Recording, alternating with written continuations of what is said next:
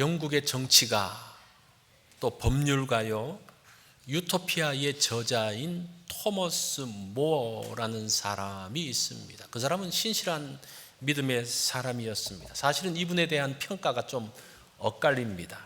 그런데 분명한 것은 헨리 8세가 왕을 교회의 수장으로 인정하라는 수장령을 발표했을 때에 이 토마스 모어는 그것을 거부합니다.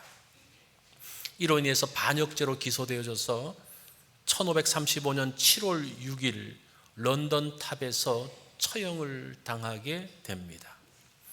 그는 단두대에 오르기 전에 이런 말을 합니다.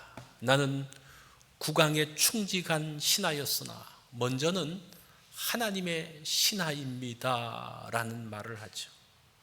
그의 딸이 아버지에게 와서 말합니다. 목숨은 지켜야 하지 않나요? 아버지가 필요해요.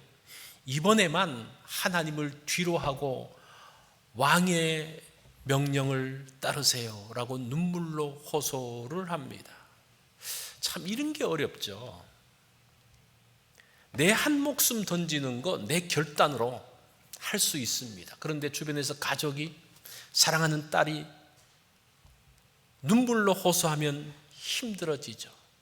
이 진리와 사랑 사이에서 균형을 잡는다는 것이 이토록 힘이 듭니다. 그 문제가 바로 버가모 교회의 문제였습니다. 13절 말씀을 보면요, 네가 어디서 사는지를 내가 아노니 거기는 사탄의 권자가 있는 데라. 이 버가모 교회가 있는 버가모 도시가 어떤 곳이라고 말합니까? 딱 한마디로 말하는데 사탄의 권자가 있는 곳이라고 말합니다. 그곳에도 교회가 있습니까? 사탄의 세력이 있는 곳에도 하나님의 교회가 존재할 수 있습니까? 예, 존재할 수 있습니다. 그런 곳에서도 복음 전하는 일들을 해야 됩니다. 그래서 무슬림으로 들어가고 힌두어권으로 들어가고 위험한 지역으로 들어가기도 합니다. 사람들이 그러죠. 왜 그렇게 위험한 지역으로 가느냐? 그렇게 단순하게 비난해서는 안 됩니다. 물론 그곳에 가서 선교사님들이 정말 조심스럽게 그 사람들과 인격적인 만남을 만들어가는 것은 중요합니다. 그렇지만 그런 곳에도 들어가야 합니다. 이 버가모라는 도시는 과연 어떤 곳일까? 이 버가모는 소아시아에서 가장 유명한 도시였습니다. 오랫동안 그 소아시아 지역의 수도 역할을 한 곳입니다.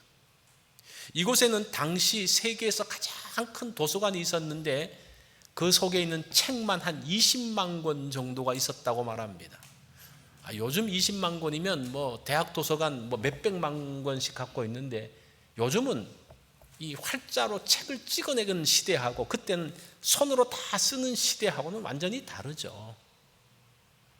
그 손으로 쓰여진 그 고서들이 20만 부, 엄청난 겁니다. 사실은 그 버가모에서 유명한 것은 버가모 용지라는 것이 있었는데 그전에는 파피루스라는 곳에 종이에 글을 썼다면 이곳에서는 양피지를 가지고 글을 썼던, 책을 만들었던 그런 면에서 이 버가모는 아주 독특한 도시였습니다. 여기까지만이라면 이 버가모에 대해서는 아무런 문제가 없죠. 그런데 이 버가모는 황제 중심의 숭배지였습니다. 주전 29년 가이사, 이 로마 황제를 신으로 세우기 위한 신전이 버가모에 만들어졌습니다. 그리고 그곳에서 황제 숭배를 만들어 갔습니다. 그렇게 400년 동안 버가모가 황제 숭배의 중심지가 되었습니다. 그러니까 그 도시가 갖고 있었던 그런 많은 베너핏들이 있었죠. 이 황제 숭배라는 것은 종교와 정치가 결합되어진 형태입니다. 그 로마가 그렇게 큰 지역을 다스리려고 한다면 일단은 그 사람들을 하나로 만들어야 되는데 뭘로 하나로 만드는 거 아니? 황제를 따라야 되는데 일반 사람이 황제가 돼서는 따르지 않는 거예요. 그래서 이 황제가 신이라는 것으로 만들어서, 그래서 그 지역에 있는 사람들은 황제를 일반 왕이나 사람으로 보는 것이 아니라 신으로 보는 거예요. 그러면서 그들 정신 사이에서 지배를 했던, 그 전체 제국을 만들어 가려고 했던 그것이 바로 황제 숭배입니다. 사실은 이것은 일제시대 때 신사참배하고 아주 비슷합니다. 일본의 지배 아래에 있는 나라들을 하나로 묶기 위해서 시도하는 것이 신사참배잖아요. 근데 원래 이게 일본이 메이지 유신 이후에 그전에는 각기 막 흩어져 있는 그 세력들이 하나로 국민 통합을 하는데, 그렇게 하기 위해서 전국에 신사를 세우고 왕을 천황으로 세우는 국가의 기본 정신을 삼습니다. 그래서 이제 살아있는 왕이 신이 되어지니까, 천황이 되어지니까, 신이 되어지니까 그 일본의 모든 사람들이 그 왕을 신격화시키기 시작합니다. 그러면서 일본이 통일이 되어져요. 통합이 되어집니다. 이제 거기서 아이디어를 얻어가지고 일본이 전체적으로 제국들을 만들어가면서 이 큰 지역을 어떻게 하나로 만들 수 있을까? 자기네들이 했던 방식으로 천황으로 만들고, 그리고 난 다음에 그 왕을 향해서 예배하게 하는 거예요. 한국에서도 교회가 예배를 드렸습니다. 어떻게 할 때? 신사참배를 하는 교회는 예배를 드렸어요. 그리고 예배를 드릴 때에 뭘 하는고 하니, 동방요배 혹은 궁성요배, 그래서 그 천황이 있는 궁전을 향해서 먼저 예를 표하고 난 다음에 예배를 시작한 거예요. 그러면 예배를 드릴 수가 있었어요. 근데 만약에 신사참배를 하지 않는다든지, 또는 그 궁성을 향해서 이제 거기서는 이제 동쪽이니까 동방요배라 그랬는데, 동쪽을 향해서 절을 하지 않는 교회는 모일 수가 없었습니다. 그런 교회를 목회하는 목사들은 다 감옥으로 집어넣었습니다. 이제 그것이 지금 황제 숭배라고 보면 되는 거예요. 황제를 왜 왕으로, 신으로 세웠는가? 바로 그러한 의도입니다. 로마에서도 황제를 숭배하는 사람은 두 번째 종교를 가질 수 있는 거예요. 그러니까 지금 다른 종교를 갖고 있는 사람들이 황제에게 먼저 숭배하면 자기가 갖고 있는 그 종교를 계속적으로 유지할 수가 있었습니다. 그것이 하나의 그 로마 시대에 통합하는 원칙이었습니다. 그런데 그런 면에서 이 그리스도인들은 어떻게 합니까? 그것을 거부하는 거죠. 그 신사참배의 위험 가운데서 어떻게 합니까? 그것을 거부하는 거죠. 그러면서 문제가 생겼던 것, 사실은 그런 면에서 보면 한국의 상황과 그 당시 버가모 지역의 소아시아에 있었던 지역의 모습들이 비슷한 것을 볼 수가 있습니다. 뿐만 아니라 그 버가모에 또 다른 신전이 있었습니다. 그것은 아스클레피오스라는 신이 있었습니다. 아스클레피오스는 뱀이에요, 뱀. 이 신은 치유의 신인데 수많은 병자들이 고침을 받기 위해서 신전으로 몰려옵니다. 그러면 그 병자들이 그 신전에서 하룻밤을 자는데, 그 하룻밤을 잘 때에 뱀을 풀어놓습니다.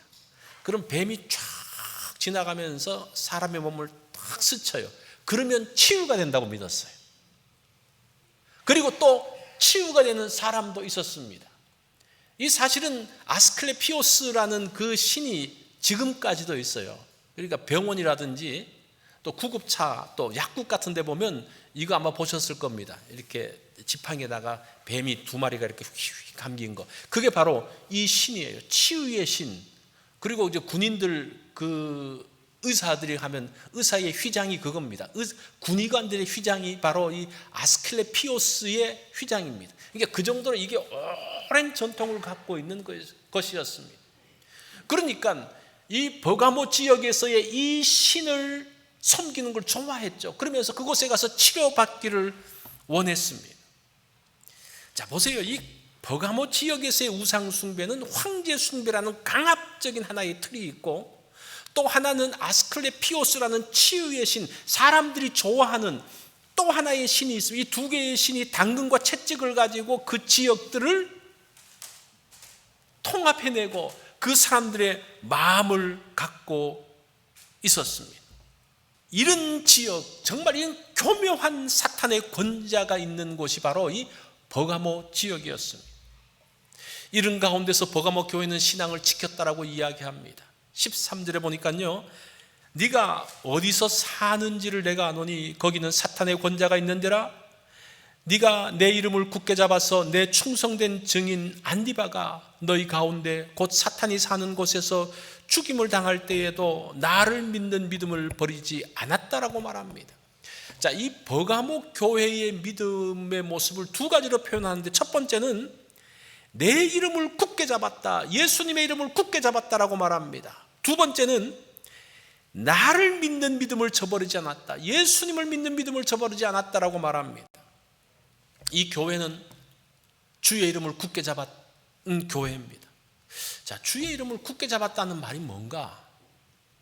이 이름이라는 것은 인격을 이야기합니다. 이름은 인격이에요. 사람이에요. 예를 들어서 제 이름을 칭찬하면 누가 칭찬받는 겁니까? 제가 칭찬받는 거예요. 제 이름을 욕하면 제가 욕먹는 거예요.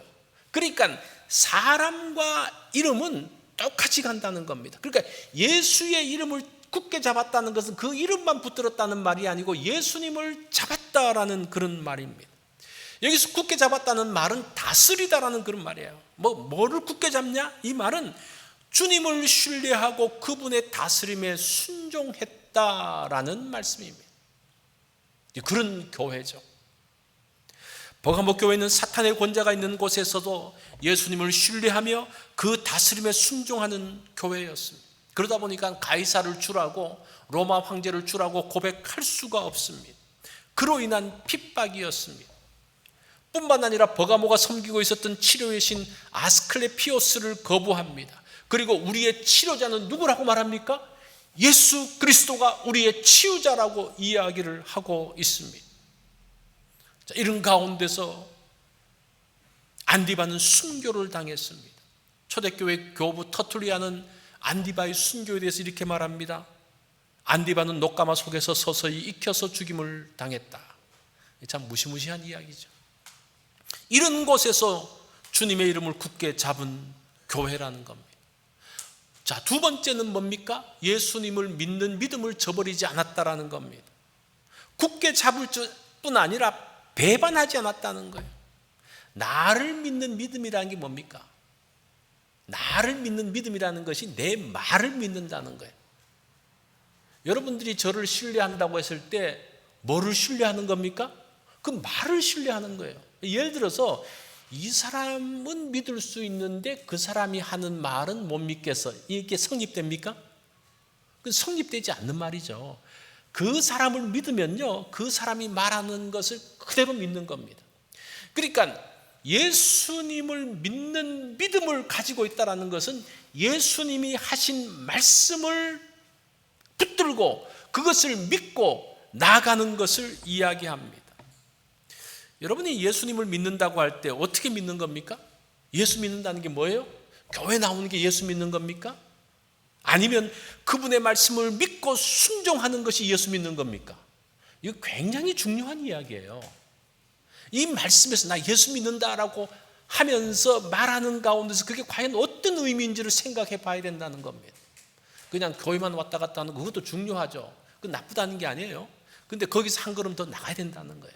그 주님이 하시는 말씀을 믿고 신뢰하는 것이 예수 믿는 것이라는 겁니다. 버가모 교회는 하나님의 말씀을 신뢰하고 순종하는 교회였습니다. 가이사를 주라고 고백하지 않는 이유는 말씀에 순종해야 되기 때문에 그것을 인정할 수 없는 거예요. 말씀의 순종을 위해서 목숨까지 내어놓은 교회, 이것이 바로 버가모 교회라는 겁니다. 이 보통 교회가 아니죠. 그런데 자, 이런 버가모 교회에 부족한 것이 있다는 거예요. 이렇게 믿음이 출중하고 정말 완벽한 교회를 향해서 주님이 두어 가지가 부족하다라고 말합니다. 15절을 보면요, 그러나 내게 두어 가지 책망할 것이 있나니 거기 내게 발람의 교훈을 지키는 자들이 있도다. 이와 같이 내게도 니골라당의 교훈을 지키는 자들이 있도다. 자, 이 믿음을 갖고 있는 버가모 교회의 약점이 있는데 발람의 교훈과 니골라당의 교훈을 지킨다는 거예요. 자, 발람과 니골라당의 교훈이 뭐길래 주님을 전적으로 신뢰하고 주의 말씀에 생명을 걸었던 사람들을 무너뜨리고 있는가? 라는 것을 한번 살펴볼 필요가 있습니다. 이 발람이 누굽니까?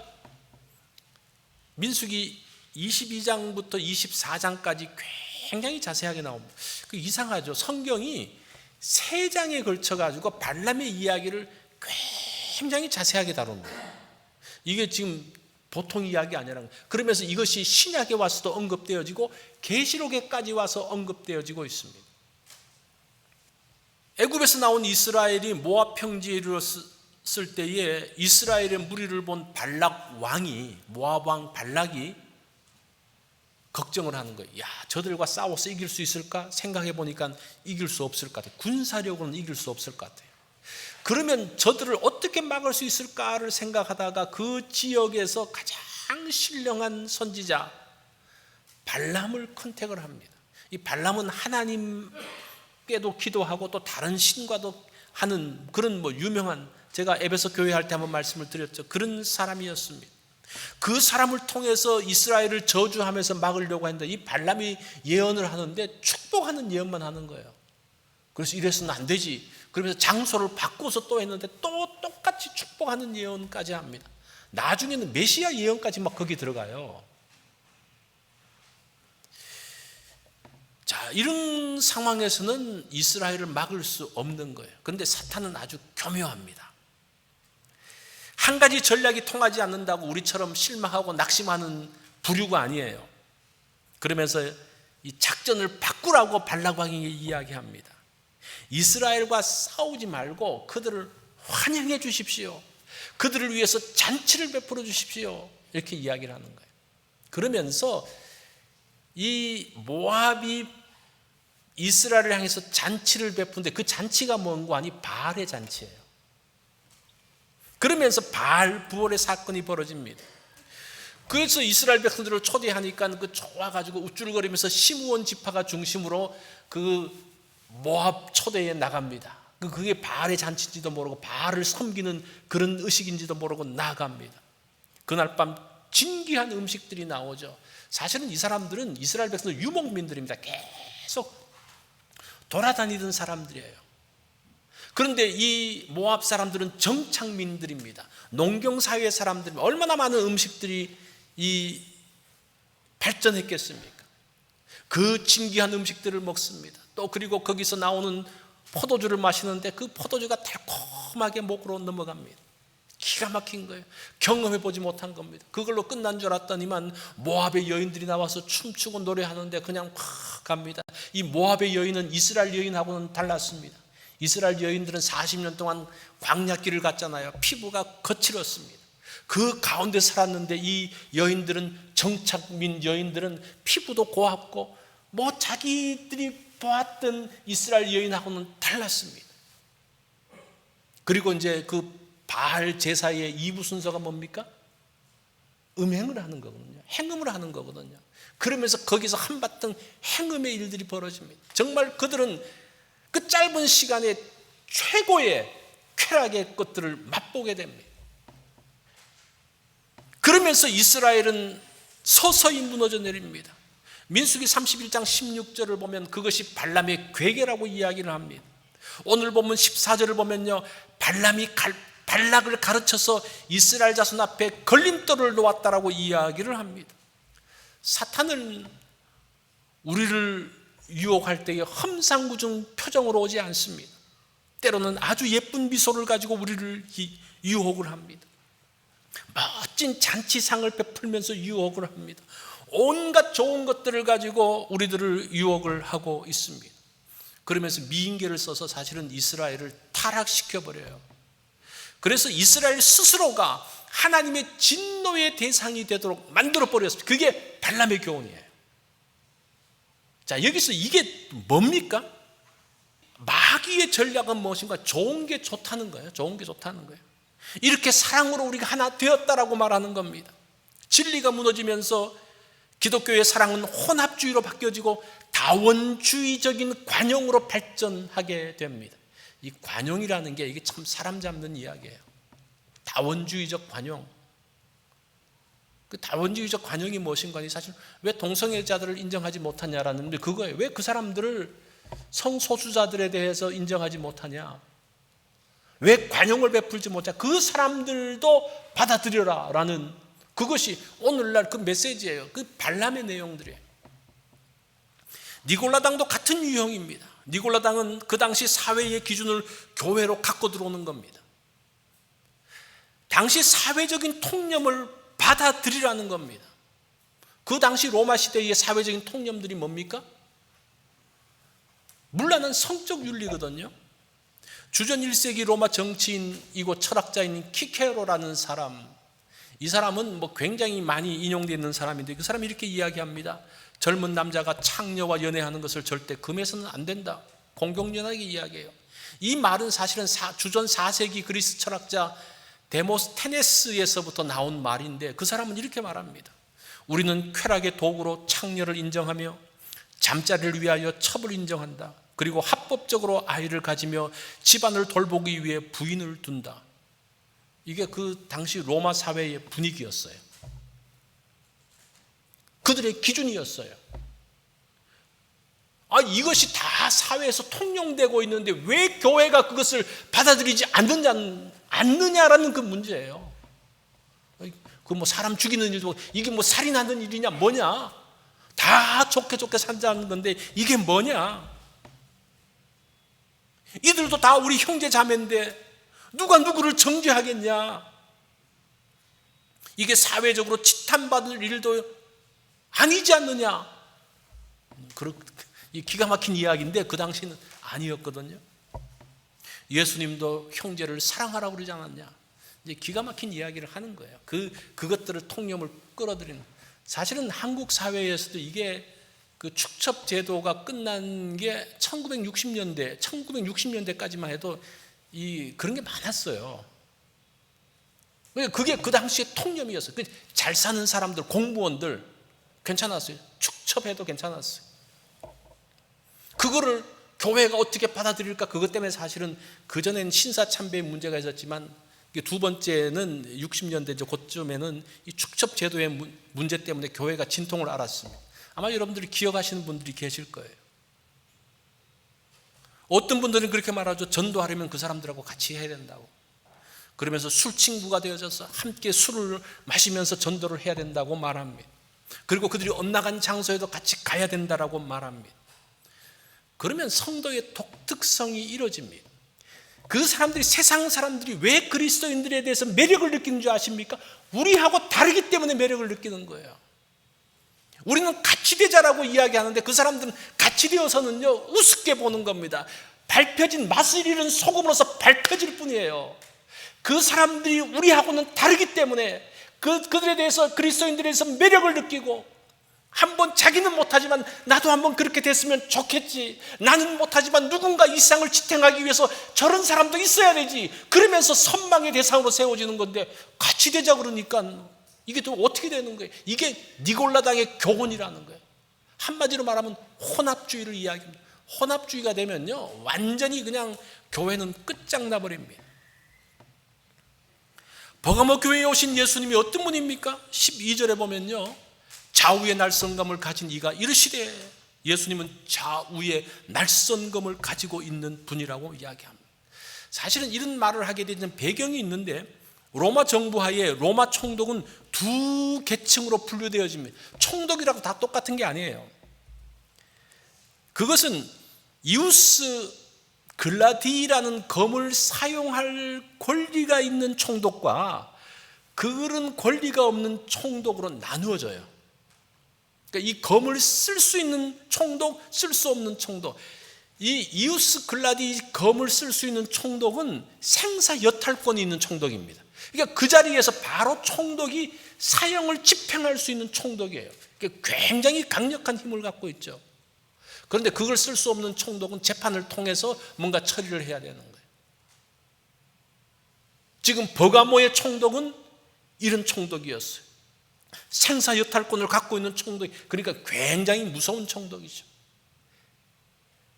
요한은 버가모 교회에 말씀하시는 예수님이 어떤 분인가?